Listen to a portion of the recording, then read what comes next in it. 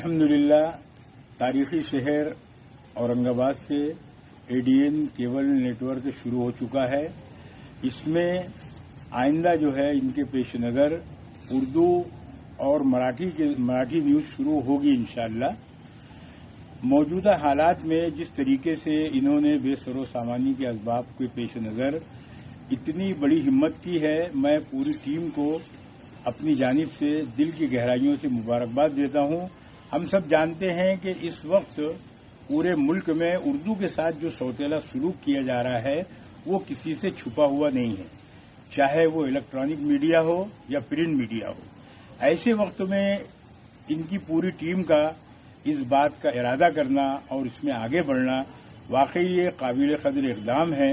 अल्लाह रब्बुल आलमीन इन्हें इस्तिक़ामत अता फरमाए और इनकी हर तरह से हिफाजत फरमाए।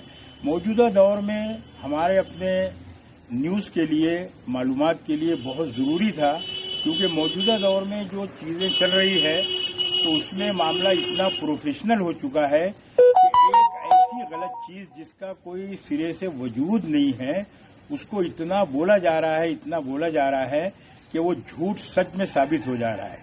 एडीएन के जरिए हमें यकीन है कि इंशाअल्लाह ये पूरी तरीके से उसका हक अदा करेंगे, चाहे वो उर्दू न्यूज़ हो या मराठी न्यूज़ हो।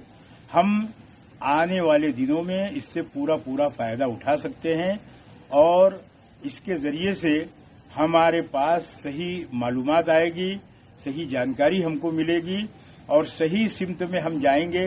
हमारे मसाइल भी अच्छे अंदाज में उठेंगे, हमारी बातें भी या मिल्लत के जो मसाइल हैं या महाराष्ट्र के जो मसाइल हैं वो सरकार तक भी हम इसके जरिए से पहुंचाने में मौसर रोल अदा कर सकते हैं। और वो अहबाब जो इस सिलसिले में परेशान है, जिनकी बातें उनके कानों तक नहीं पहुंचती है, वो इंशाअल्लाह पहुंचेगी। हम ये कह सकते हैं कि इस वक्त तो उर्दू न्यूज़ का शुरू होना का शायर कहता है कि साइंस उर्दू, अजान है उर्दू, कोई इसको मिटा नहीं सकता क्योंकि हिंदुस्तान है उर्दू।